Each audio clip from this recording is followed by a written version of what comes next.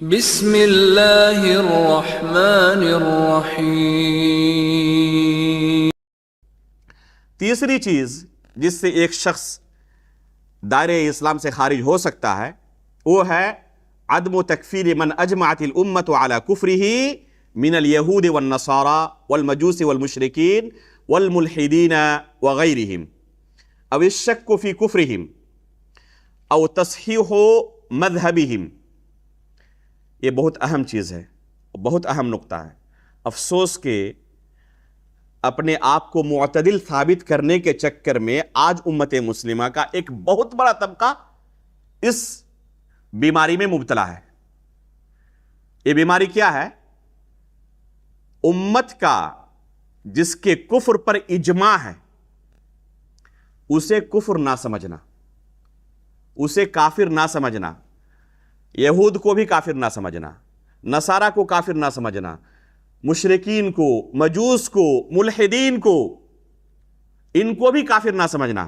ہیں کچھ لوگ اپنے آپ کو روادار دکھانا چاہتے ہیں، معتدل کہلانا انہیں پسند ہے، اور ان کے اعتدال کا دائرہ اتنا وسیع ہے کہ جس پر امت کا اجماع ہے کہ یہ سب کفار ہیں، ان کے بارے میں بھی کیا کہتے ہیں کہ رب کی جنت بڑی وسیع ہے، سب کو شامل کر لے گی رب کی جنت۔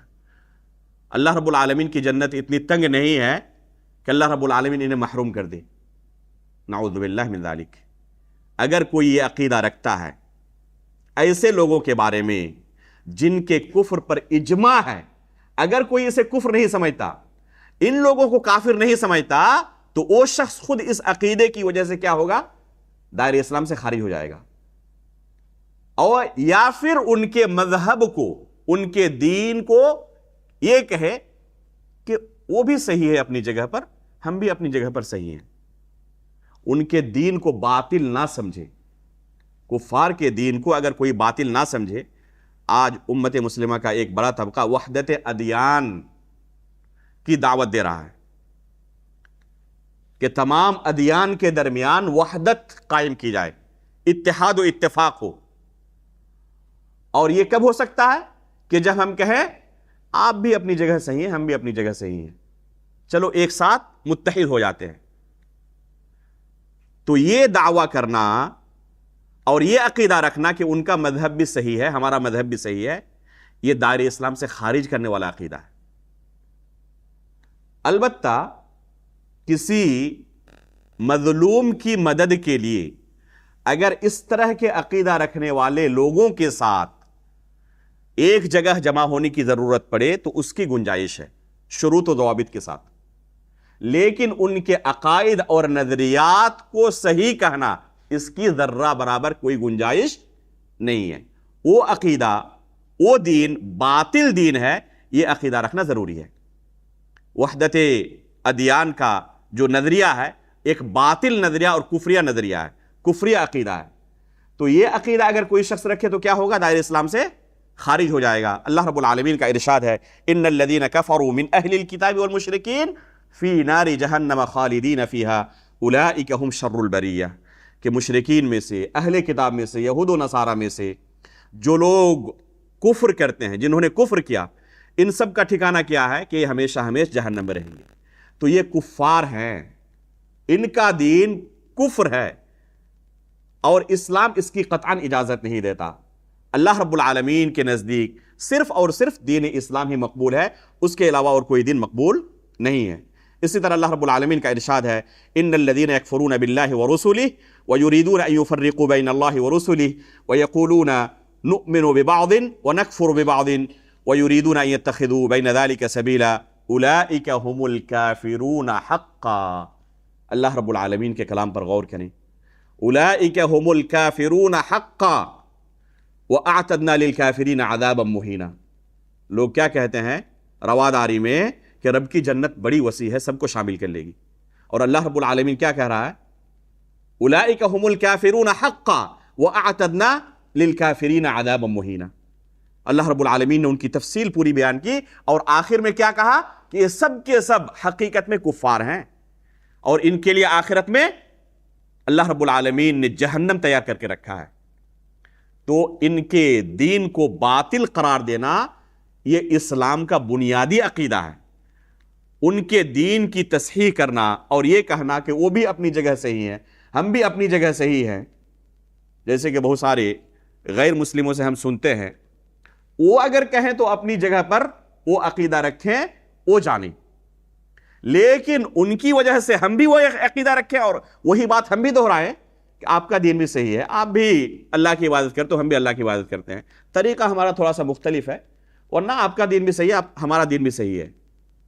یہ اسلام کی تعلیم نہیں ہے. ان الدین عند اللہ الاسلام، اللہ کے نزدیک فقط اور فقط قابل قبول دین فقط اسلام ہے.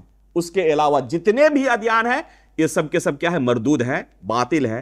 ہم کسی بھی دین کو اسلام کے علاوہ قبول نہیں کر سکتے، اس کے باطل ہونے کا نظریہ رکھتے ہیں، چاہے لوگ اسے پسند کریں یا نہ کریں.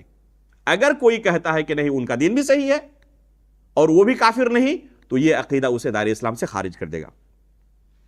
اسی طرح اللہ رب العالمین کا ارشاد ہے وَقَدْ نَزَّلَ عَلَيْكُمْ فِي الْكِتَابِ أَنْ إِذَا سَمِعْتُمْ آيَاتِ اللَّهِ يُكْفَرُ بِهَا وَيُسْتَهْزَأُ بِهَا فَلَا تَقْعُدُوا مَعَهُمْ حَتَّى يَخُوضُوا فِي حَدِيثٍ غَيْرِهِ إِنَّكُمْ إِذًا مِثْلُهُمْ إِنَّ اللَّهَ جَامِعُ الْمُنَافِقِينَ وَالْكَافِرِينَ فِي جَهَنَّمَ جَمِيعًا.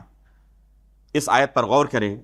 اللہ رب العالمین نے اس آیت کے اندر بہت سخت وعید بیان کی ہے، ہمیں تنبیہ کی ہے کہ اگر کسی مجلس میں اللہ رب العالمین کی آیتوں کے ساتھ کفر کیا جائے، مذاق اڑایا جائے، فلا تقعدوا معہم، تو ایسے لوگوں کے ساتھ نہ بیٹھو، ایسے لوگوں کے ساتھ نہ بیٹھو. انکم اذا مثلہم، اگر ان کے ساتھ شامل رہے تو تمہارا شمار بھی ان کے ساتھ ہی ہوگا.